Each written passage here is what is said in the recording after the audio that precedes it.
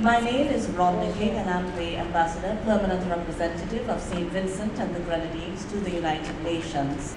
I would like now to welcome Sadhguru to address our gathering. Please give him a hearty round of applause.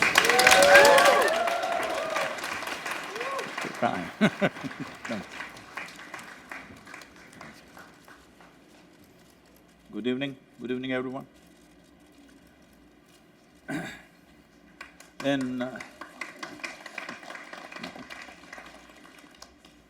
If you clap before I speak, it means that you don't want me to speak.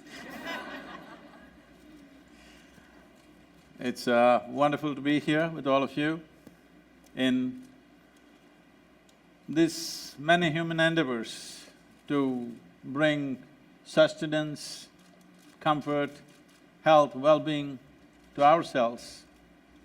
Over a period of time, our way of producing our food, agriculture, our way of sustaining ourselves in terms of industry and even our healthcare and of course textile to clothe ourselves, all these things over a period of time, we have made it in such a way, we can say it is definitely bordering on serious violence against everything that sustains us in this world. We are producing food in a violent way, we're living in a violent way, our transportations are violent, even our clothing has become violent. When I say violent, nearly if we go business as usual, by 2025 it is said that 98% of the fiber on the planet will be synthetic, of which 95% will be polyfiber. When we talk about plastics, everybody is shooting at the lowly plastic bag, which is visible. But the real plastic problem is in the microfiber that comes out of fabric, which has gotten into our soil, which has gotten into our water systems, into our food chain, and it is living in our bodies. It's become part of our human system now, and it is part of every animal and plant that lives on this planet. Because it's microscopic and it gets into us, the amount of health and ecological problem that it's creating is phenomenal, and this violence we thought we must mitigate by moving to natural fiber.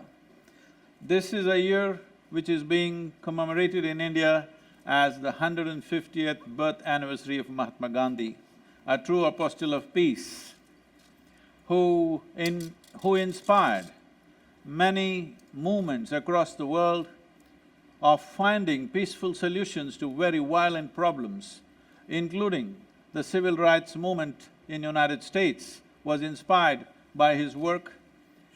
So as a tribute to him, we thought we will see what are the areas we can cover as a part of this very large-scale initiatives in India to move towards natural farming we have initiated, where millions of farmers are getting involved in this coming years.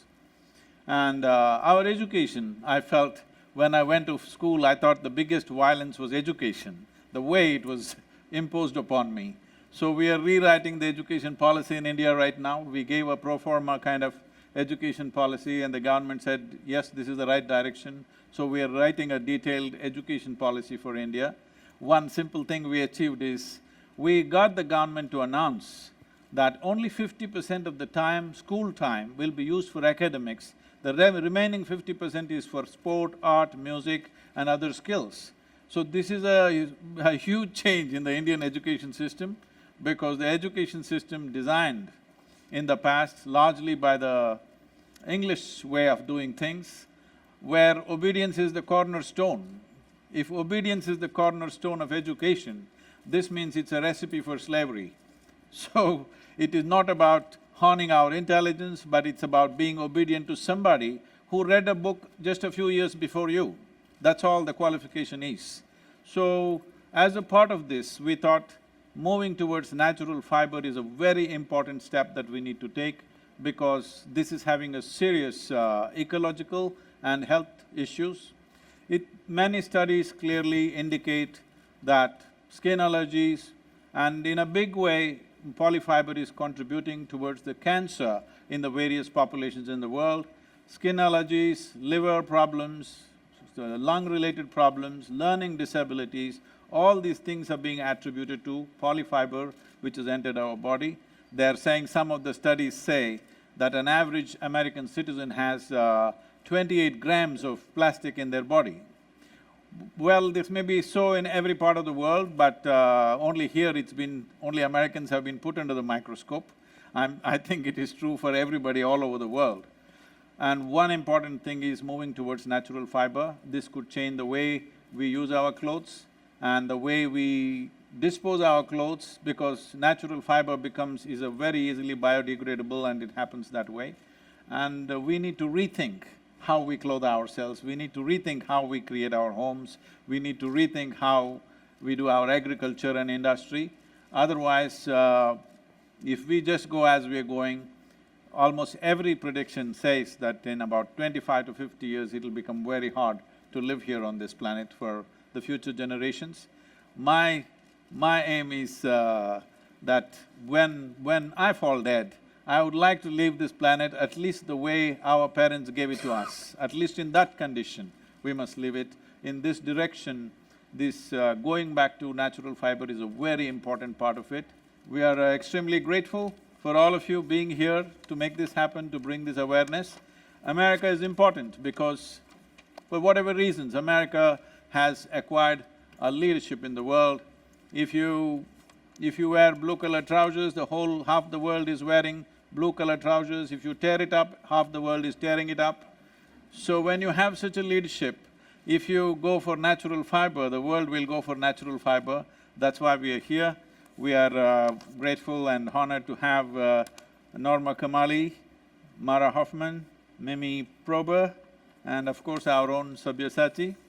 Sabyasachi has been one of the major proponents of natural fiber. He's managed to fill the wardrobes of rich and famous in India with natural fiber. If all the designers can push towards encouraging everybody to make at least 50% of their wardrobes into natural fiber, it'll be a great movement to start with. There was a time in India where over 40% of the Indian population was involved in weaving. Out of this came over 136 varieties of distinct types of weaves across Indian landscape. Today, nearly 67 of them are on the verge of extinction because it's the last generation of people doing these skills. These skills evolved over a few thousand years. The incredible things that human hand can do will die if we don't take care of it, and the only way to take care of it is by creating a market. And today I think we are presenting a little over 100 different types of weaves. Thank you very much.